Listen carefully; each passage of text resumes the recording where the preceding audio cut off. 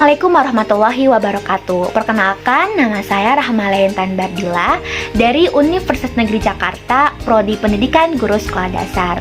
Di video ini saya akan mendongeng, yaitu kisah Semut dan Burung Merpati. Nah, dongeng ini diambil dari buku tematik kelas 2, tema 2. Terima kasih, selamat menyaksikan. Di suatu hari, hiduplah seekor burung merpati dan seekor semut. Nah, di suatu pagi, semut sedang berjalan di pinggir sungai untuk mencari makanan. Ia berjalan sangat ringan, pelan. Namun, karena kurang hati-hati, semut tersebut akhirnya terjatuh ke dalam sungai. Air sungai tersebut menghanyutkannya. Semut berusaha untuk menepi ke pinggir sungai, namun usahanya gagal. Akhirnya, semut tersebut berteriak untuk meminta tolong dengan mengucapkan, "Tolong! Tolong!" Namun usahanya gagal. Ternyata tidak ada yang mendengarnya. Di lain sisi, ternyata ada seekor burung merpati yang mendengar suara semut tersebut. Dan kebetulan ia sedang bertengger di ranting pohon dekat sungai tersebut. Lalu burung merpati tersebut berteriak kepada semut.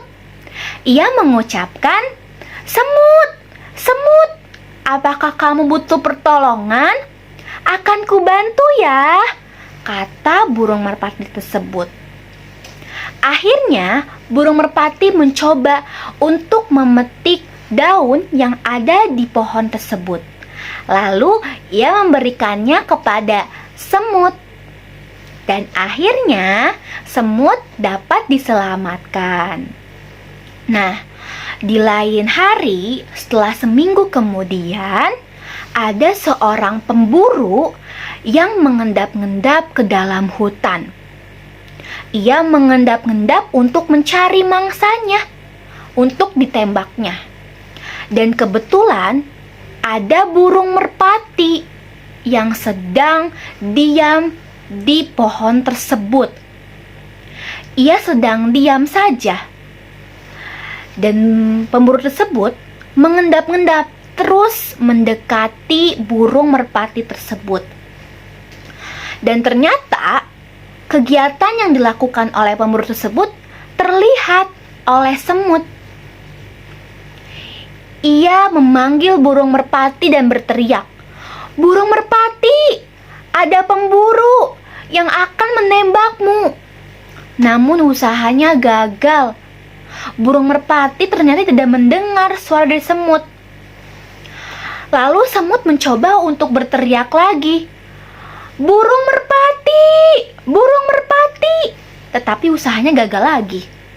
Burung merpati ternyata tidak mendengarnya. Dia mencoba lagi ketiga kali untuk memanggil burung merpati. Lalu dia berteriak lagi, "Burung merpati, burung merpati, awas di belakangmu." Tapi usahanya gagal lagi. Kata semut dalam hati, "Apakah burung merpati tidak mendengarkanku ya? Apakah suaraku terlalu kecil?" kata semut tersebut. Tetapi karena burung merpati tidak mendengar semut, pemburu tersebut terus mengendap-endap mendekati burung merpati tersebut. Di sanalah semut berusaha untuk memanggil teman-temannya agar menggigit pemburu tersebut. Lalu ia berusaha memanggil teman-temannya agar dapat menggigit pemburu tersebut. Sudahlah terkumpul teman-teman semut. Lalu ia berbicara kepada teman-temannya agar kita dapat menggigit pemburu tersebut.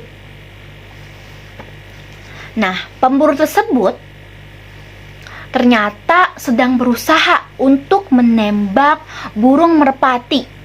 Akhirnya, ada segerombolan semut yang lalu menggigit pemburu tersebut.